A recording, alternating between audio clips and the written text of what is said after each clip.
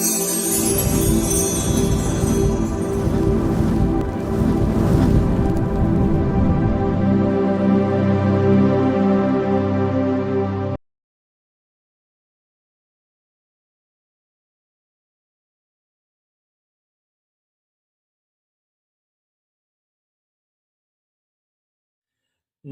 प्रणाम। मैं कुणाल सिकंद, भारतीय लोकमंच पार्टी का राष्ट्रीय प्रधान महाराष्ट्र पटना बिहार से।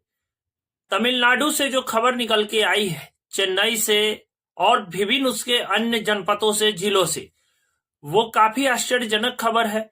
कई अखबार ने उसे हेडलाइन बनाया तो किसी ने सेकंड पन्नों पर जगह दी। और आज बिहार के कई मीडिया कर्मी साथी वहां मौजूद हैं जो ग्राउंड रिपोर्टिंग करने के लिए पहुंचे हैं। जब सारी रिपोर्ट्स को देखने, पढ़ने और समझने के बाद मुझे ऐसा लगा कि ये असमंजस की स्थिति बना रहे हैं सभी लोग, तो आज राज्यपाल महोदय जी को हमने एक ज्ञापन सौंपा है जिसमें उनको सारी बातों से अवगत कराई गई है। और उसमें यह भी हमने कहा कि अगर यह अफवाह है तो ये आखिर अफवाह उड़ा कौन रहा है, देश में सौहार्द बिगाड़ने की कोशिश कौन कर रहा है। महामहिम राज्यपाल महोदय जी, उसकी जांच कराई जाए, एक टीम गठित की जाए और गठित करके एक जांच कराई जाए ताकि वैसे लोग पकड़े जाए और दोबारा ऐसी घटना देश के अंदर में और तमिलनाडु में रह रहे प्रवासी श्रमिकों के साथ ऐसी घटना ना घटे। वहां कई प्रदेश के खासकर हिंदी भाषी, जैसे अपने बिहार, उत्तर प्रदेश, झारखंड, मध्य प्रदेश एवं अन्य विभिन्न राज्यों के लोग वहां रह करके मेहनत करके अपने पेट का आग जो बुझा रहे हैं, आज बात उनकी रोजी और रोटी पर आ पड़ी है। पूर्व में भी जब कोरोना काल की स्थिति हुई थी तो ट्रेन भर भर के कंडक्टर से और कहां से लोग आए थे, तो उसमें कई कोशिश की गई थी कई लोगों की लाने की, जिसमें हम लोग सफल भी रहे थे आप लोगों के आशीर्वाद से। लेकिन एक बार पुनः फिर आज ऐसी घटना घटी है जो काफी आश्चर्यजनक है। अब ये घटना घटी है या फिर अफवाह है, क्योंकि मैं तो तमिलनाडु गया नहीं। तब जाकर के बहुत सोचने और समझने के बाद महामहिम, तमिलनाडु के महामहिम राज्यपाल महोदय जी को पत्र लिख करके पूरी वृत्तांत बात बताई गई है ताकि जो है उनको कार्रवाई करते समय वो सारी चीजों को देखें, समझें और वहां जितने भी हिंदी भाषी क्षेत्र के लोग हैं उनके लिए मैंने आग्रह किया है कि इन सभी को सुरक्षित घर पहुंचाया जाए। जो घर आना चाहते हैं सो घर आए। लेकिन आज भी सुबह कई मीडिया के रिपोर्ट्स देखने के बाद पता चल रहा है, कई सोशल मीडिया के रिपोर्ट से पता चल रहा है, कुछ अखबार मीडिया के रिपोर्ट से पता चल रहा है एवं विभिन्न अन्य मीडिया के चैनलों से पता चल रहा है, कई ग्राउंड रिपोर्ट कर रहे हैं, कोई स्टेशन से रिपोर्ट कर रहे हैं, तो पता लग रहा है कि ऐसी कोई बात नहीं, सबने वीडियो देखा है और सब ये अफवाह है जैसा उन लोगों का कहना है। लेकिन मैंने महामहिम राज्यपाल महोदय जी को ज्ञापन सौंपते समय सारी बात को हमने अवगत कराई है। लोकमंच परिवार कभी नहीं चाहती है कि भारत के किसी नागरिकों के साथ कभी किसी प्रकार की कोई समस्या आए, क्योंकि सब लोग हम लोग अपने हैं। और जब अपनों के साथ दिक्कत होती है ना साहब, तो दर्द यहां होता है।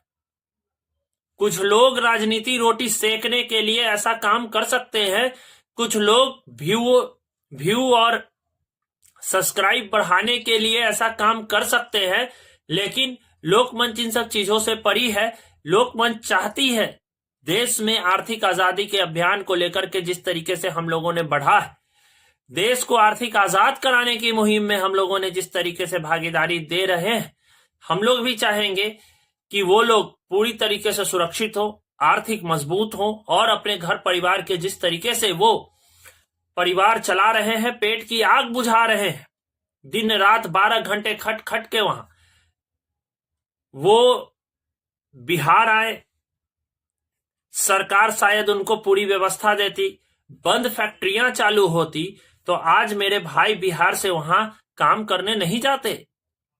15,000, 20,000, 25,000, 30,000 में जो वहां काम कर रहे हैं लोग, जिनको किराया भी देना पड़ता है, सारी व्यवस्थाएं करनी पड़ती है, वो जो है बेहतर उनको काम मिलता। लेकिन अफसोस की बात है कि महागठबंधन सरकार को इन सब चीजों से कोई लेना देना नहीं है। महागठबंधन सरकार सिर्फ और सिर्फ हम लोगों को जातिवाद में उलझा करके रख करके और अपनी विरासत बचाना चाहती है। अपनी विरासत कहे, क्योंकि शुरू से रहा है महागठबंधन की हालत कि वो जातिवादी राजनीति करके लोगों को दिग्भ्रमित उन्होंने किया है। और पुनः जहां लोग चांद पर चले गए, जहां 5G का युग आ गया, वहां पर भी आज भी मानव से मानव के प्रेम की पाठ न पढ़ा करके जातिवाद की पाठ पढ़ाया जाना, यह दुर्भाग्यपूर्ण है। बिहार में शिक्षकों के साथ अन्याय, अब शिक्षक अभ्यर्थियों टीटी, डीटीटी, सीटीटी और एवं अन्य कितने अभ्यर्थियों के साथ, चाहे कार्यपालक अभियंताओं के साथ, चाहे वार्ड सचिवों के साथ, एवं कितने का नाम लूं, सभी लोग रोड पे भटक रहे हैं। कलाकारों के साथ क्या कर रही है महागठबंधन सरकार? कौन सा ऐसा काम की कलाकारों के लिए? अरे साहब, सुबह में मजदूर भी जो है घर से, श्रमिक घर से निकलेंगे तो गारंटी है कि 300 400 500 रुपया लेके आएंगे। लेकिन हम कलाकार घर से निकलते हैं ना साहब, तो एक समोसा भी नसीब होगा कि नहीं रिहर्सल के बाद, यह भी नहीं पता है। शो के बाद हम लोगों को चाय मिल पाएगा या नहीं, यह भी नहीं पता होता है साहब। कब तक हम लोगों के साथ ये ऐसे दर्द कितने बयां करूं? अनेकों अनेक दर्द है जिसको बयां करना बड़ा मुश्किल है और शायद बहुत लंबा वक्त लग जाएगा। इसलिए मैं आज राज्य सरकार से बिहार में बंद पड़ी सारी फैक्ट्रियों को चालू कीजिए, जो तमिलनाडु, आंध्र प्रदेश, महाराष्ट्र एवं साउथ के अन्य राज्यों में, साउथ में एवं भारत के अन्य राज्यों में जाकर जो खट रहे हैं, जो श्रमिक काम कर रहे हैं, वो अपने प्रदेश, अपने घर में वो काम करें, अपना हाथ मजबूत करे। यही लोकमंच चाहती है। और महामहिम चेन्नई के राज्यपाल महोदय महामहिम जी से आग्रह है कि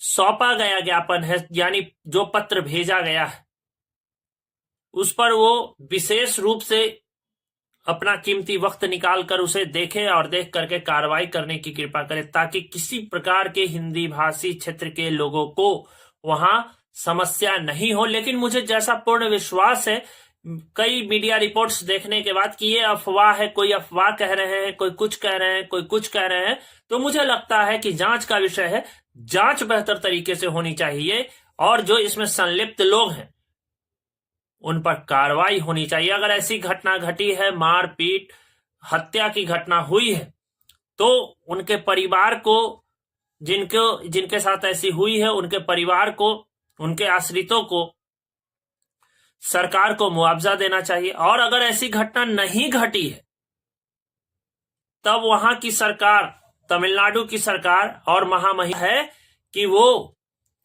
एक टीम गठित करे और टीम गठित करके आखिर ऐसी अफवाह किसने उड़ाई उस पर सख्त से सख्त कार्रवाई करने की कृपा करे।